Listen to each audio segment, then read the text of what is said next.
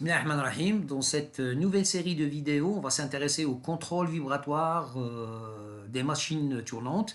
Alors c'est un cours TD et TP destiné aux mainteniciens, plus précisément aux élèves techniciens et aux élèves ingénieurs, soit en maintenance industrielle ou encore en génie industriel. Alors, comme d'habitude, on va commencer par une petite introduction, puis on va voir le principe du contrôle vibratoire des machines tournantes. On va voir également en détail l'analyse globale. Quand on dit en détail, ça veut dire cours TP et TD, enfin cours TD et TP. Voilà. Après, on va voir les détails sur l'analyse fréquentielle, constituée par l'analyse spectrale et l'analyse de phase. Ensuite, ça va être l'analyse d'enveloppe. On va voir également comment mettre en place un contrôle vibratoire dans un parc machine, pardon. Et à la fin, on va voir quelques appareils utilisés en contrôle vibratoire. Alors, comme introduction, je vous ai choisi le transparent le plus connu chez les mainteniciens. Alors, les mainteniciens nous disent qu'il y a deux grandes classes de maintenance. Il y a ce qu'on appelle la maintenance préventive et la maintenance corrective. Je commence par la plus simple. La maintenance corrective, c'est une maintenance où on intervient sur la machine après la panne. Donc, on attend à ce que la machine tombe en panne et puis on répare.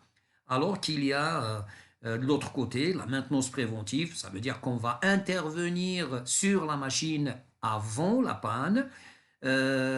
Cette maintenance est constituée également par deux sous-classes. Il y a ce qu'on appelle la maintenance systématique et la maintenance conditionnelle.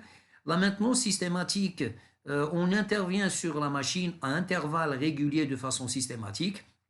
Par exemple, on vidange l'huile chaque 10 000 heures de fonctionnement, on change les courroies chaque 50 000 heures de fonctionnement, on change les roulements chaque 30 000 heures de fonctionnement, et ainsi de suite. Alors que pour la maintenance conditionnelle, eh bien là, on intervient sur la machine sous certaines conditions. Si par exemple, le niveau vibratoire augmente d'une manière anormale, ou encore la température de la machine augmente d'une manière anormale. Donc là, bon, il n'y a pas que ces deux-là, il y a la pression, etc. Il y a pas mal de paramètres à suivre pour appliquer ce type de maintenance. Et les techniques reliées à ces paramètres, pardon, c'est ce qu'on appelle les outils de maintenance conditionnelle. Donc, les outils de la maintenance conditionnelle, c'est tout procédé capable d'informer sur l'état de la machine. Bon, il y a pas mal d'outils, il y a ce qu'on appelle le contrôle vibratoire, c'est ça ce qui nous intéresse. Donc, le contrôle vibratoire appartient à la classe maintenance conditionnelle. Il y a la thermographie infrarouge, là c'est le suivi du niveau vibratoire. On peut détecter les balourds des alignements, etc. On va voir les détails. Là, la thermographie infrarouge, c'est le suivi de la température. Avec cette technique, on peut surveiller les armoires électriques, les fours, les désalignements d'arbres, et ainsi de suite. Un autre exemple des outils de la maintenance, c'est l'analyse des huiles, puis la détection des huiles, des fuites, pardon, contrôle non destructif, et ainsi de suite. Donc il y a pas mal de techniques, d'outils de maintenance conditionnelle. Mais si on s'intéresse uniquement aux machines tournantes, alors dans ce tableau, on a un certain nombre de défauts susceptibles, enfin qui se trouvent dans les machines tournantes, et puis on a un certain nombre de techniques qui permettent de détecter ces défauts. Alors le 0, c'est une technique qui est non adaptée. Avec l'analyse des huiles, on ne peut pas détecter les défauts de balourd.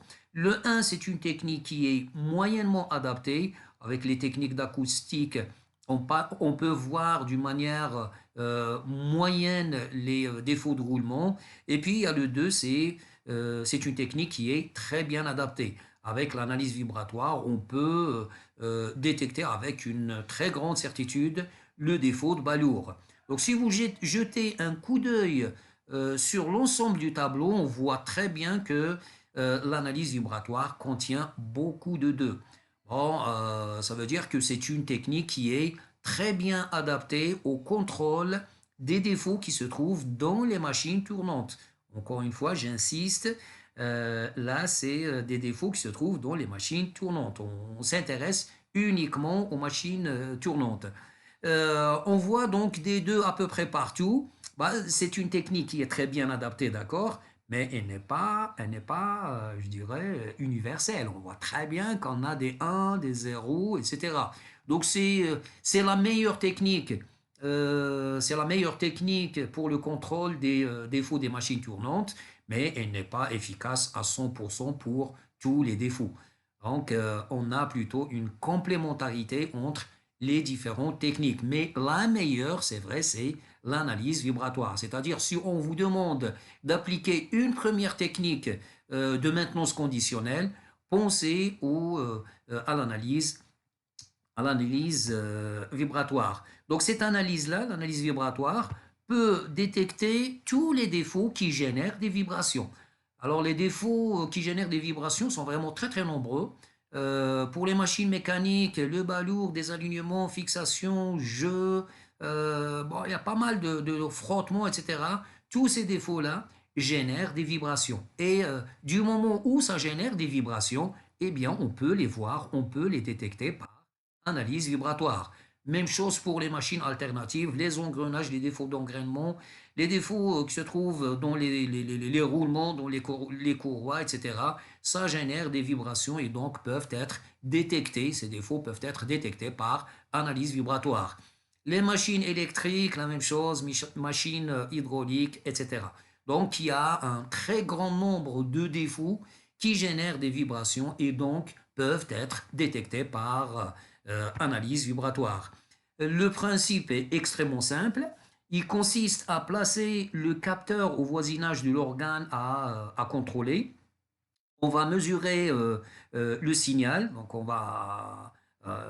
la vibration ici mécanique va être convertie à l'aide d'un capteur, va être convertie en un signal électrique. Et si on applique une ou plusieurs techniques sur le signal électrique, on arrive à détecter les éventuels défauts qui se trouvent dans la machine.